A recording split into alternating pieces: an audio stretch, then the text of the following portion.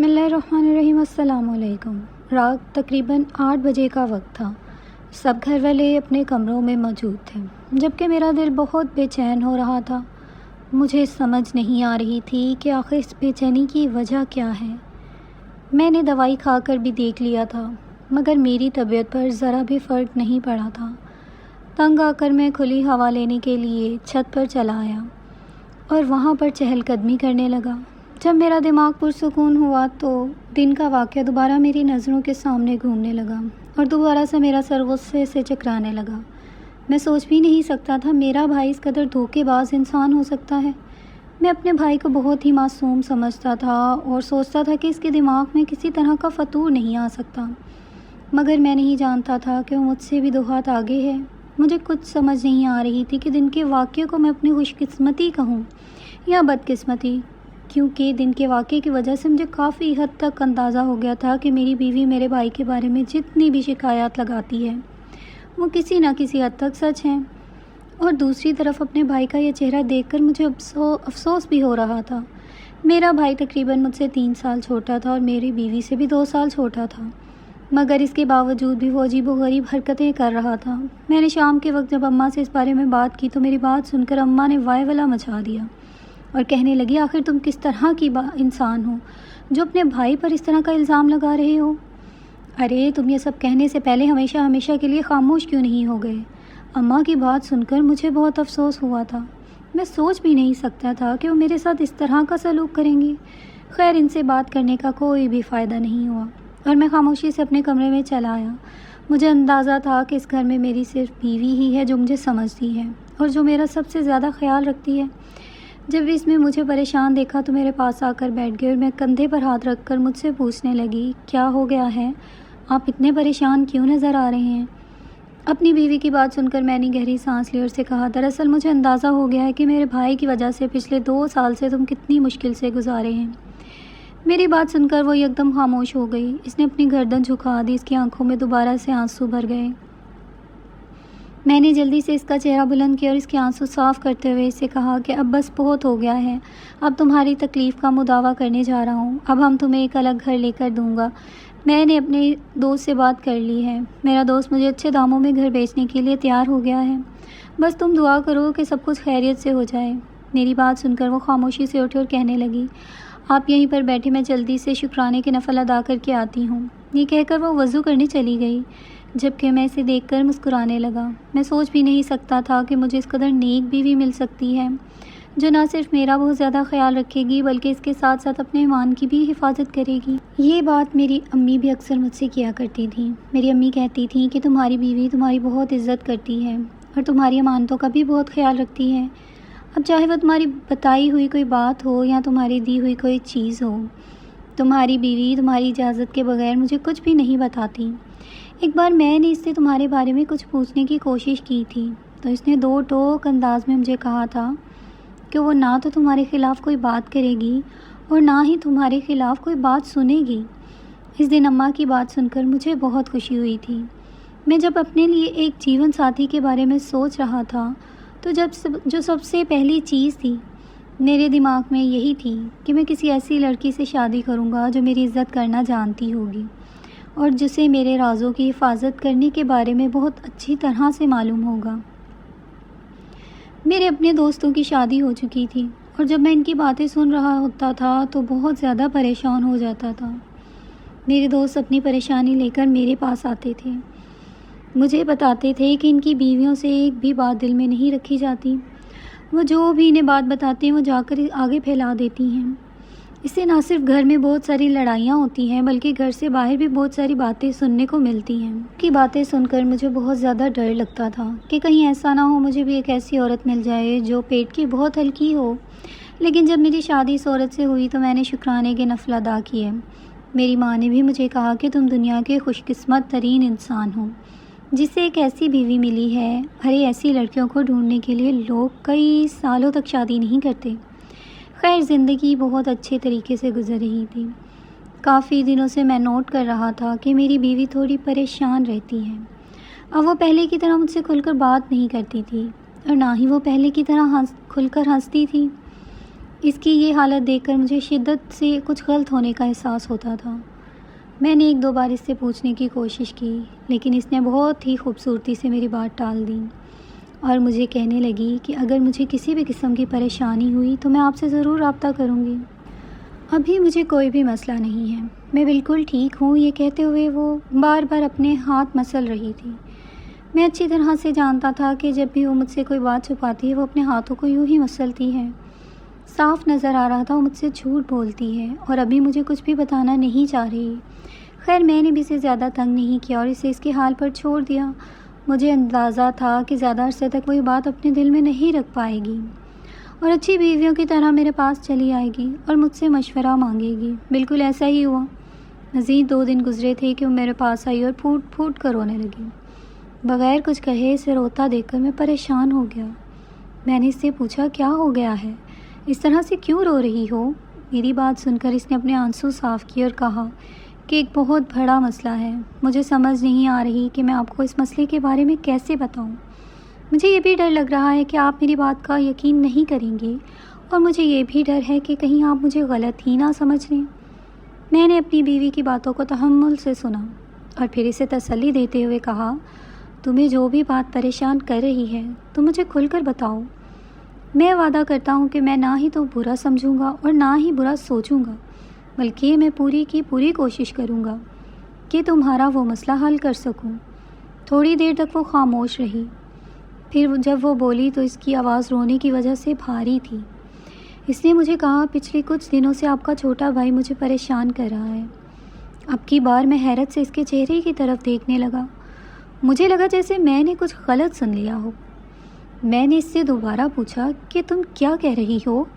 میری بات سن کر اس نے گہری سانس لی اور پھر دوبارہ سے مجھے بتانے لگی یہ پچھلے کچھ دنوں سے آپ کا بھائی مجھے بہت زیادہ پریشان کر رہا ہے۔ مجھے سمجھ نہیں آ رہی میں کیا کروں۔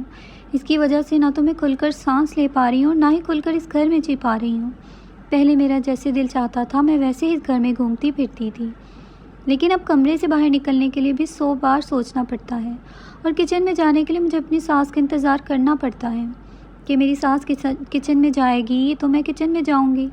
میں نے اسے کہا اس نے تمہیں کسی قسم کی کوئی بات کی ہے؟ میری بات سن کر اس کا چہرہ یکدم ہی لال ہو گیا اور وہ کہنے لگی کہ آپ کا بھائی مجھے بہت ہی عجیب و غریب نظروں سے گھورتا ہے۔ اس کی نظروں کی مفہوم کو میں اچھے طریقے سے سمجھتی ہوں، اسی وجہ سے میں آپ سے بات کر رہی ہوں۔ پچھلے 2 دنوں میں نے مجھ سے بہت ہی عجیب و غریب باتیں کی ہیں۔ یہ کہہ کر وہ دوبارہ سے رونے لگی۔ نہیں اسے سمجھایا اور اسے کہا دیکھو وہ چھوٹا ہے اور ان چیزوں کے بارے میں کچھ بھی معلوم نہیں ہے، تمہیں کسی قسم کی کوئی غلط فہمی ہوگی۔ میری بات سن کر اس نے تیزی سے نفی میں سر ہلایا اور اونچی آواز میں چلاتے ہوئے کہنے لگی کہ وہ چھوٹا نہیں ہے اور نہ ہی مجھے کسی قسم کی کوئی غلط فہمی ہوئی ہے۔ مجھے صرف اور صرف 2 سال چھوٹا ہے اور ایک 26 سال کا نوجوان مرد ہے۔ آپ اسے کیسے چھوٹا کہہ سکتے ہیں؟ میں آپ کو بتا رہی ہوں مجھ سے اب مزید اس گھر میں نہیں رہنے ہوتا۔ میں اب تنگ آ گئی ہوں، مجھ میں مزید ہمت نہیں ہے کہ میں اس کی گندی نظروں کو برداشت کروں۔ اگر آپ نے میرے لیے کچھ کرنا ہے تو مجھے علیحدہ گھر لے کر دیں، اگر آپ کچھ نہیں کر سکتے تو مجھے بتا دیں، میں خاموشی سے اپنی ماں کے گھر چلی جاؤں گی، مگر میں یہاں پر ایک لمحہ نہیں گزاروں گی۔ یہ کہہ کر وہ دوبارہ سے رونے لگی۔ اس بار میں نے اسے اپنے گلے سے لگایا اور اسے تسلی دیتے ہوئے کہا فکر مت کرو، سب کچھ ٹھیک ہو جائے گا، میں اپنے بھائی کو سمجھاؤں گا۔ اسے تسلی دے کر میں وہاں سے اٹھا اور اپنے بھائی کے کمرے کی طرف چل دیا۔ میں نے آج اسے 2 ٹوک انداز میں بات کر لی تھی۔ اپنی بیوی کے آنسو مجھے بہت تکلیف پہنچا رہے تھے۔ میں نے اسے کبھی بھی روتے ہوئے تکلیف میں مبتلا نہیں دیکھا تھا، مگر آج اس کی برستی آنکھوں نے میرے دل کا حشر نشر کر دیا تھا۔ میرا بس نہیں چل رہا تھا کہ میں ہر چیز تہس نہس کر دوں۔ ابھی بھی جب میں اب کمرے سے باہر نکل رہا تو وہ کافی خوفزدہ نظر آ رہی تھی۔ جیسے ہی میں اپنے بھائی کے کمرے میں داخل ہوا، چھوٹا بھائی مجھے دیکھ کر مسکرانے لگا اور کہنے لگا ارے بھائی آپ یہاں پر خیریت تو ہے؟ لگتا ہے آج آپ اپنے کمرے کا راستہ بھول گئے ہیں اور بھول کر میرے کمرے میں آ گئے ہیں۔ وہ بہت ہی نارمل انداز میں بات کر رہا تھا اور اس کے چہرے پر معصومیت پھیلی ہوئی تھی۔ مجھے سمجھ نہیں آ رہی تھی کہ میں اسے کیسے بات کروں۔ اپنے چھوٹے بھائی کو بہت اچھی طرح جانتا تھا، مجھے اندازہ تھا وہ اس طرح کی حرکت کبھی بھی نہیں کر سکتا۔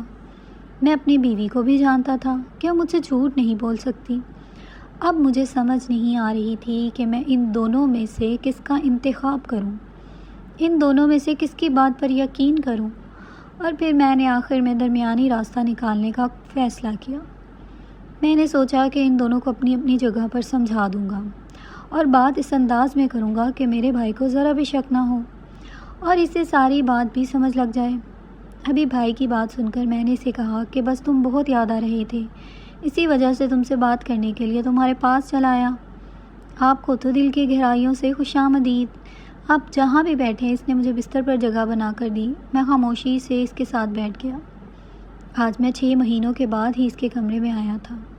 ایک وقت تھا جب یہ کمرہ ہم دونوں کا ہوتا تھا۔ میں نے کمرے کی سیٹنگ دیکھی جو اب تک تبدیل نہیں ہوئی تھی۔ میں دیکھ کر حیران رہ گیا اور اپنے بھائی سے پوچھا کہ تم نے اس کمرے کی سیٹنگ کیوں نہیں تبدیل کی؟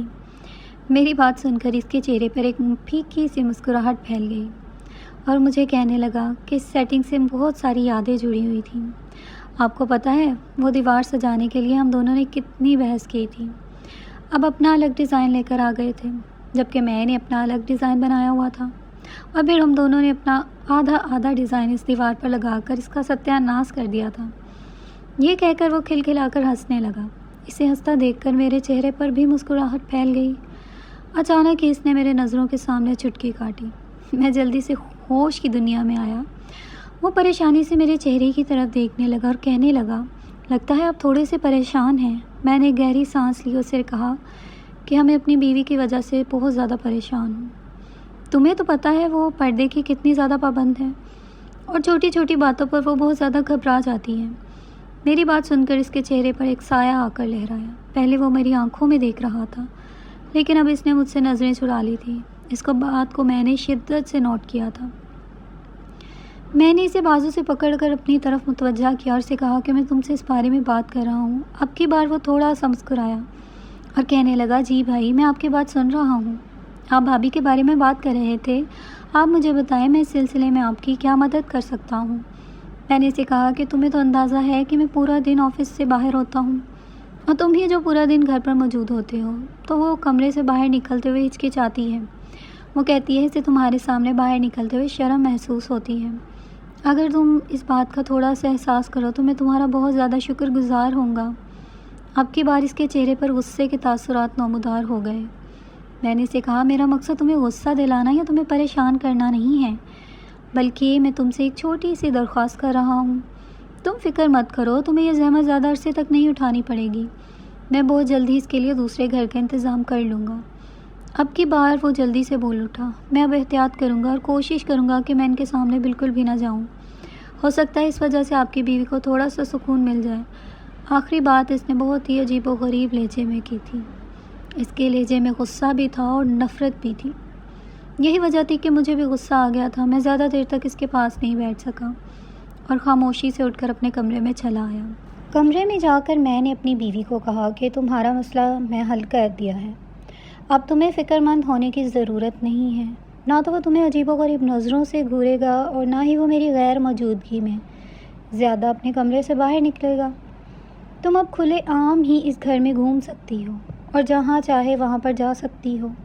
کوئی بھی تمہیں پریشان کرنے والا نہیں ہوگا۔ لیکن اگر اس کے باوجود بھی تمہیں لگے کہ تم کسی بھی مسئلے میں پھنسی ہوئی ہو تو تم مجھے بتا سکتی ہو۔ اب پہلے کی طرح تم کھلے عام اس گھر میں گھوم پھر سکتی ہو۔ میری بات سن کر وہ بے یقینی سے میرے چہرے کی طرف دیکھنے لگی اور بچوں کی طرح خوش ہوتے ہوئے مجھ سے پوچھنے لگی کہ آپ ٹھیک کہہ رہے ہیں، کیا ایسا ہی ہوگا؟ کیا میں پہلے کی طرح اس گھر میں رہ سکتی ہوں؟ میں نے اسے یقین دلایا اور اسے مطمئن کر کے خاموشی سے کمرے سے باہر نکل آیا۔ اس کی ذرا سی بات پر خوش ہو جانا مجھے بہت زیادہ سکون پہنچا رہا تھا۔ دوسری طرف میرے دل میں کہیں نہ کہیں اپنے بھائی کے لیے بھی گرا لگ گئی تھی کہ وہ واقعی ٹھیک انسان نہیں ہے، اور اب میں نہ چاہتے ہوئے بھی اس کی حرکتوں پر نظر رکھنے لگا تھا۔ اب جب بھی گھر کے اندر داخل ہوتا ہے، گھر کے اندر چکر لگا رہا ہوتا تو میری نظروں کے دائرے میں ہوتا تھا۔ اس سارے عرصے کے دوران میں نے ایک بار بھی اسے اپنے کمرے کی طرف جاتے ہوئے نہیں دیکھا، جس کی وجہ سے میں کافی حد تک مطمئن ہو گیا۔ مجھے اندازہ ہو گیا تھا کہ اسے میری باتوں کی سمجھ لگ گئی ہے، لیکن میں نہیں جانتا تھا کہ یہ صرف اور صرف میری غلط فہمی ہے، بلکہ قیامت تو بھی آنے والی ہے اور جس کے جانے کے بعد سب کچھ تہس نہس ہو جائے گا۔ کوئی بھی چیز اپنی جگہ پر نہیں رہے گی۔ اس دن میں گھر کے اندر داخل ہوا تو گہری خاموشی نے میرا استقبال کیا۔ میں حیران ہو گیا کہ اس قدر خاموشی کیوں ہے، سب گھر والے کہاں پر گئے ہوئے ہیں۔ یہ سوچتے سوچتے لاؤن کے اندر چلا گیا۔ اچانک ہی مجھے اپنے کمرے سے اپنے بیوی کے رونے کی آوازیں سنائی دینے لگی۔ اس کی رونے کی آواز سن کر میں بہت زیادہ گھبرا گیا۔ مجھے شدت سے کچھ غلط ہونے کا احساس ہوا۔ ہزاروں طرح کے وسوسے تھے جو مجھے پریشان کرنے لگے تھے۔ میں تیزی سے اس کمرے کے اندر یہاں سامنے کا منظر دیکھ کر مجھے لگا کہ میرے قدموں کے نیچے سے زمین نکل گئی ہو۔ میرا بھائی قریب ہی کھڑا چلا رہا تھا جبکہ وہ زمین پر بیٹھی پھوٹ پھوٹ کر رو رہی تھی۔ نہ جانے وہ اسے کیا کہہ رہا تھا، مجھے اس کی کوئی بھی بات سمجھ نہیں آ رہی تھی، لیکن میں اتنا اندازہ ہو گیا تھا کہ وہ میری بیوی کو ہراساں کرنے کی کوشش کر رہا ہے۔ اچانک ہی میرے بھائی کی نظر مجھ پر پڑی۔ وہ یکدم ہی خوفزدہ ہو گیا اور تیزی سے کمرے سے باہر نکل گیا۔ میں فی الحال اس کے پیچھے نہیں گیا اور اپنی بیوی کے پاس چلا گیا اور اسے تسلی دیتے ہوئے کہنے لگا، تمہیں فکر مند ہونے کی ضرورت نہیں ہے۔ اب ہمیں تمہارا ہر طرح کا مطالبہ ماننے کے لیے تیار ہوں۔ اب میں تم سے کسی طرح کی بحث نہیں کروں گا اور نہ ہی میں تمہیں کچھ سمجھاؤں گا، کیونکہ مجھے اندازہ ہو گیا ہے کہ یہ انسان اس قابل ہی نہیں ہے کہ اس انسان پر دوبارہ بھروسہ کیا جائے۔ مجھے بہت افسوس ہے کہ میں ایک ایسے انسان کا بھائی ہوں۔ میں اپنی بیوی سے معافی مانگنے لگا اور اس کے سامنے ہاتھ جوڑ دیے۔ میری بیوی نے تیزی سے میرے ہاتھ پکڑے اور مجھے کہنے لگی، اس میں آپ کا کوئی قصور نہیں ہے، وہ آپ کا بھائی ہے اور مجھے پتا تھا آپ کو اپنے بھائی پر کبھی بھی شک نہیں ہوگا۔ اسی وجہ سے میں نے زیادہ اصرار نہیں کیا تھا اور آپ کو زیادہ تنگ نہیں کیا تھا۔ میں چاہتی تھی کہ ایک دن آپ سب کچھ اپنی آنکھوں سے دیکھیں اور آپ کو اندازہ ہو جائے کہ آپ کی بیوی کس قدر تکلیف میں مبتلا ہے۔ اس دن آپ کے بھائی نے آپ کو تسلی دی تھی اور کہا تھا کہ وہ مجھے پریشان نہیں کرے گا۔ میں بھی آپ کی بات سن کر کافی حد تک مطمئن ہو گئی تھی، کیونکہ مجھے لگا تھا وہ اپنے بڑے بھائی کی بات مان لے گا، مگر ایسا نہیں ہوا تھا۔ اگلے ہی دن وہ دوبارہ سے مجھے پریشان کرنے لگا تھا۔ اس نے دوبارہ سے مجھے ہراساں کرنے کی کوشش کی تھی، یہاں تک کہ اس نے مجھے یہ بھی دھمکی دی تھی کہ اگر میں نے آپ کو دوبارہ کچھ بھی بتانے کی کوشش کی تو وہ میرے ساتھ بہت برا سلوک کرے گا اور مجھے اس گھر سے بھی نکال دے گا۔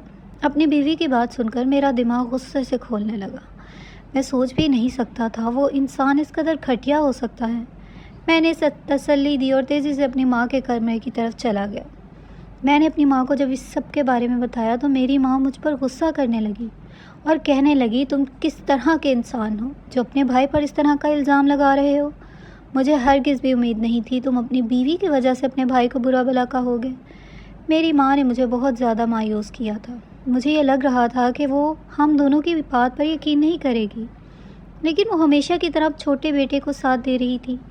ماں یہ ماننے کے لیے تیار ہی نہیں تھی کہ ان کا چھوٹا بیٹا کبھی اس طرح کی حرکت کر سکتا ہے۔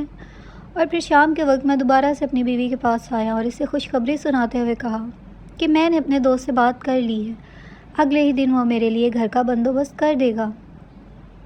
میری بات سن کر میری بیوی بچوں کی طرح خوش ہو گئی تھی اور اسے خوش ہوتے دیکھ کر مجھے بھی بہت زیادہ سکون ملا تھا۔ دوسری طرف میرا بھائی مجھ سے نظریں بھی نہیں ملا پا رہا تھا۔ مجھے اندازہ تھا کہ وہ اب دوبارہ کبھی میرے سامنے آ کر مجھ سے بات کرنے کی کوشش نہیں کرے گا، اور مجھے یہ بھی اندازہ تھا کہ اس میں اتنی ہمت نہیں ہے کہ وہ مجھ سے اپنے کیے کی معافی مانگ سکے۔ میں نے بھی اپنے بھائی کی طرف کوئی توجہ نہیں دی تھی۔ کم از کم اتنا بے غیرت انسان نہیں تھا جو اپنی بیوی کے ساتھ اتنا سب کچھ ہونے کے بعد بھی اپنے بھائی کو پیار سے بلاتا اور اسے گلے لگاتا۔ میں چاہ رہا تھا کہ میرے بھائی کو اچھی طرح سے سبق مل جائے کہ اس نے جو کچھ بھی کیا ہے بہت غلط کیا ہے۔ اماں نے تو میری بات ماننے سے انکار کر دیا تھا، مگر میں نے اپنی طرف سے اپنے بھائی کے ساتھ ہر طرح کا رشتہ توڑ دیا تھا۔ رات کے وقت ہم سب گھر والے بیٹھے کھانا کھا رہے تھے کہ اچانک ہی میرا بھائی وہاں پر آ گیا۔ اسے دیکھ کر میں اپنی کرسی پر اٹھ کھڑا ہوا۔ اس سے پہلے کہ میں کمرے میں جاتا، اماں نے مجھے ڈانٹ کر وہاں پر بٹھا دیا اور بھائی کو بھی میرے سامنے بیٹھنے کے لیے کہا۔ میرا بس نہیں چل رہا تھا کہ اپنے بھائی کو اس وقت زندہ زمین میں گاڑ دوں۔ ابا اس وقت ہمارے پاس موجود نہیں تھے، وہ ایک ضروری کام سے دوسرے شہر گئے ہوئے تھے۔ اماں نے میری بیوی کو کمرے کے اندر جانے کے لیے کہا اور مجھ سے مخاطب ہوتے ہوئے کہنے لگی، اب مجھے تم بتاؤ کہ دن کے وقت تم کس بات پر اتنا زیادہ وائولہ مچا رہے تھے؟ آخر میرے معصوم سے بیٹے نے کیا کیا ہے؟ ارے یہ تو تمہاری بیوی کی بہت عزت کرتا ہے، اسی عورت کو بھابھی بھابھی کہتے اس کی زبان نہیں تھکتی، اور تم اس پر اتنا گھٹیا الزام لگا رہے ہو۔ اماں کی بات سن کر میں نے ان کے سامنے ہاتھ جوڑ دیے اور انہیں کہا کہ صرف منہ سے بھابھی کہہ دینے سے کچھ نہیں ہوتا، دل میں اس کی ذرا بھی عزت نہیں ہے۔ یہ میری بیوی کو گندی نظروں سے گھورتا ہے، یہ میری بیوی کو ہراساں کرتا ہے، اسے اس قدر پریشان کر دیا ہے کہ اس کا اس گھر میں رہنا بھی مشکل ہو گیا ہے۔ آپ اس سے پوچھیں یہ کل میری بیوی کے کمرے میں کیا کر رہا تھا۔ اماں سوالیہ نظروں سے میرے چھوٹے بھائی کی طرف دیکھنے لگی جو ہم دونوں سے ہی نظریں چرا رہا تھا۔ اس نے کہا اماں بھائی جو کچھ بھی کہہ رہے ہیں وہ بالکل ٹھیک ہے، آپ اس کی بات پر یقین کر لیں اور مجھے جانے دیں۔ مجھے آپ دونوں سے کسی بھی معاملے میں کوئی بھی بات نہیں کرنی، آپ لوگوں کا جیسا دل کرتا ہے آپ لوگ ویسا ہی کریں۔ دیکھا اس انسان کو کس قدر بے غیرت انسان ہے، کیسے اپنے منہ سے اس چیز کا اعتراف کر رہا ہے، لیکن اعتراف کرتے ہوئے اس کے لہجے میں ذرا بھی شرم نہیں ہے۔ ارے اسے تو چاہیے یہ مجھ سے معافی مانگے اور اپنی بھابھی کے پاؤں پڑے، اور اس نے اچانک ہی میری بات کاٹی اور کہنے لگا کہ میں نے کچھ بھی ایسا غلط نہیں کیا جس کی وجہ سے میں کسی سے معافی مانگوں، اور جہاں تک آپ کی بیوی کا سوال ہے تو ان کے ساتھ کچھ بھی ہوا ہے وہ ان کے ساتھ ہونا چاہیے تھا۔ میں غصے سے اپنی جگہ پر اٹھ کھڑا ہوا۔ اس سے پہلے کہ میں اپنے بھائی کے پاس جاتا اور اس کا گریبان پکڑ کر اس کے چہرے پر تھپڑ مارتا، اماں نے مجھے پکڑا اور مجھے پیچھے کی طرف دھکیلتے ہوئے کہنے لگی، کیا ہو گیا ہے احمد، تم پاگل تو نہیں ہو گئے؟ یہ کس طرح کی حرکتیں کر رہے ہو؟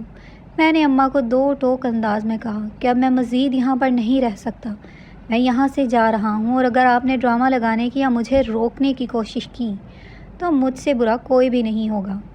مجھ میں مزید ہمت نہیں ہے کہ میں اپنی بیوی کی بے عزتی برداشت کروں۔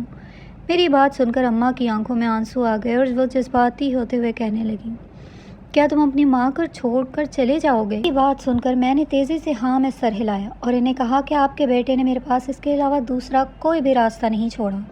اگر میں یہاں پر رہتا ہوں تو میری بیوی کی عزت محفوظ نہیں رہ پائے گی، اور میں نہیں چاہتا کہ میری بیوی اب دوبارہ کسی بھی قسم کی مشکل سے دوچار ہو۔ اماں پھوٹ پھوٹ کر رونے لگی۔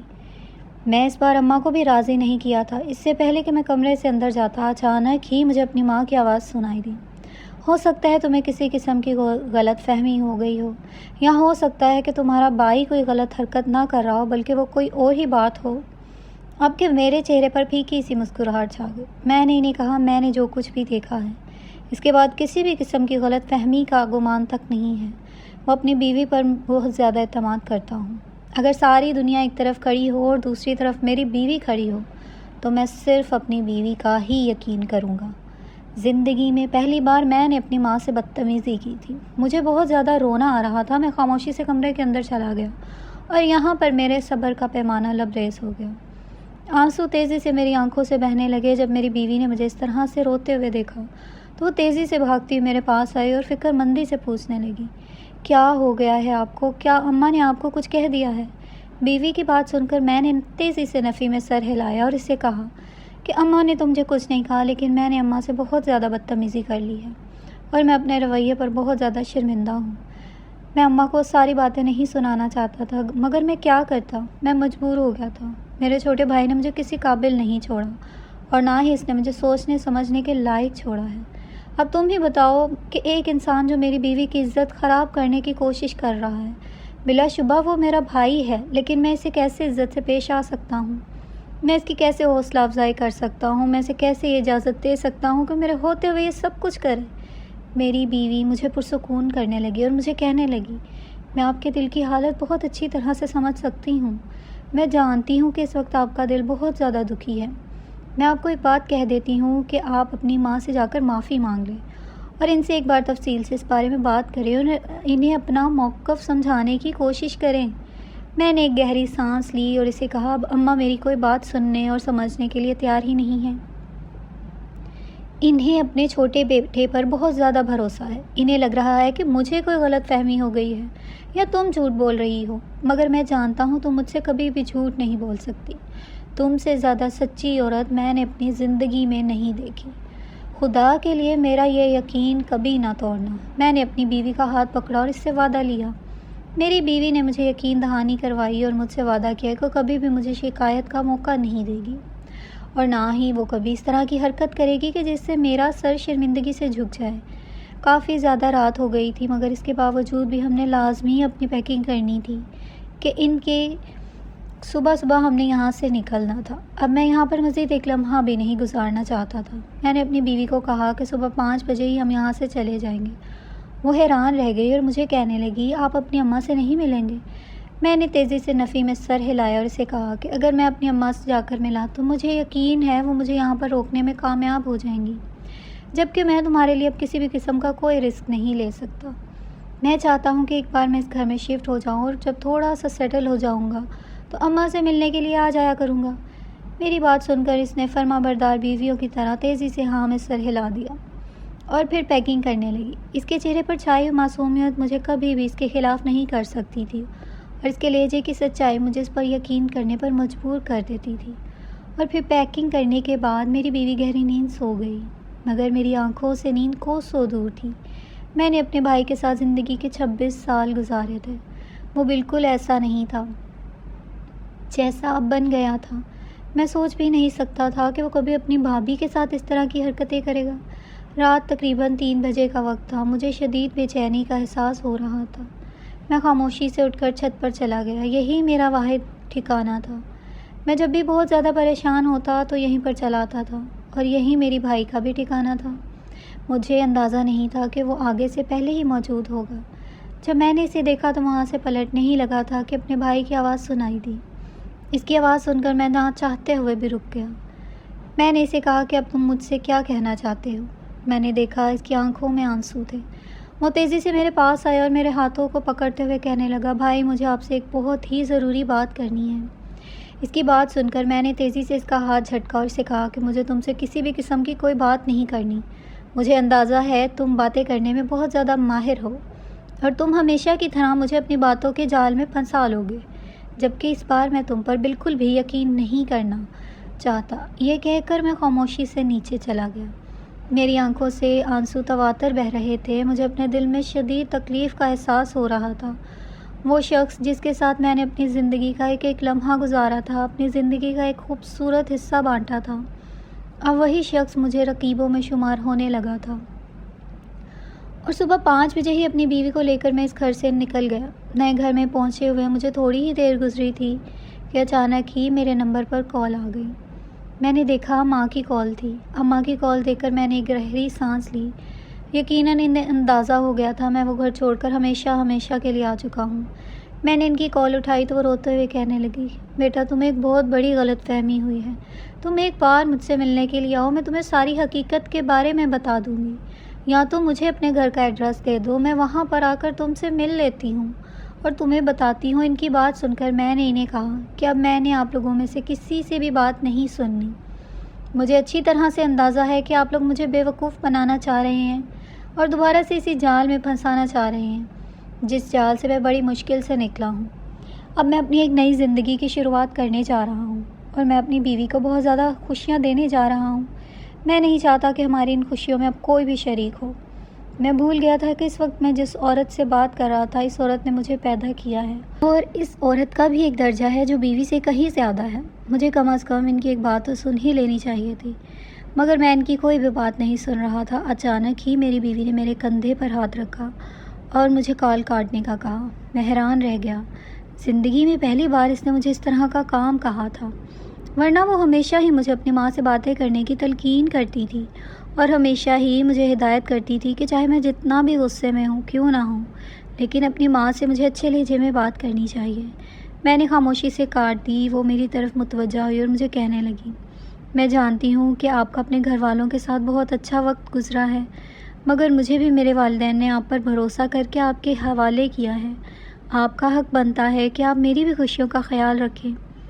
میں نے وہاں پر 2 سال گزارے، بہت ہی مشکل سے گزارے، لیکن میں چاہتی ہوں کہ اب میں اپنی زندگی بہت ہی پرسکون انداز میں گزاروں۔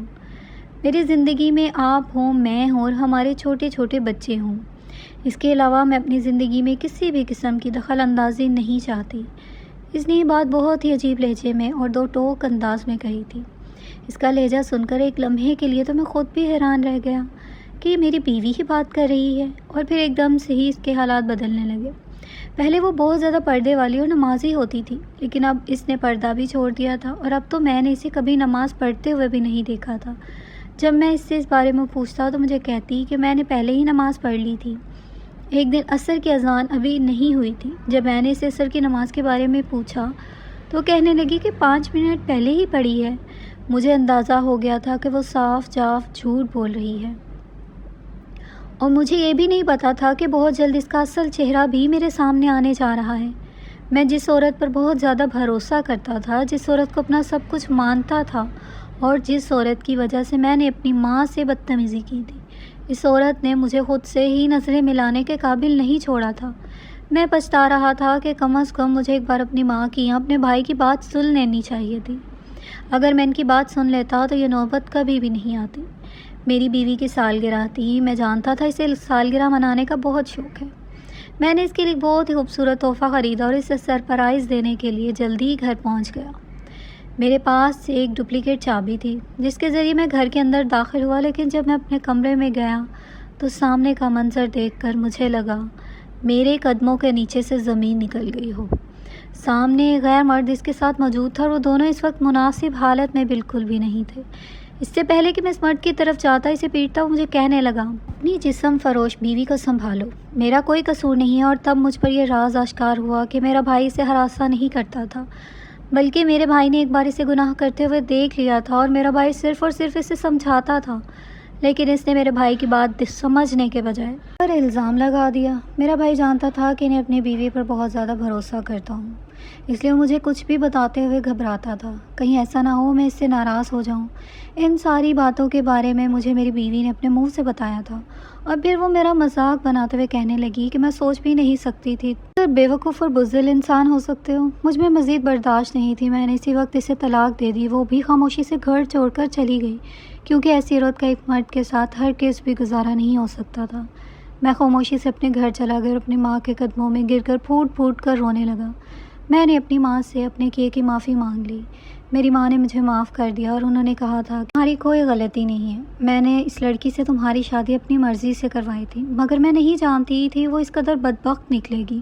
میں نے اپنے بھائی سے بھی معافی مانگ لی تھی، اور مجھے اندازہ ہو گیا تھا کہ میرا بھائی بالکل ٹھیک تھا، جبکہ میری بیوی پر مجھے بھروسہ نہیں کرنا چاہیے تھا۔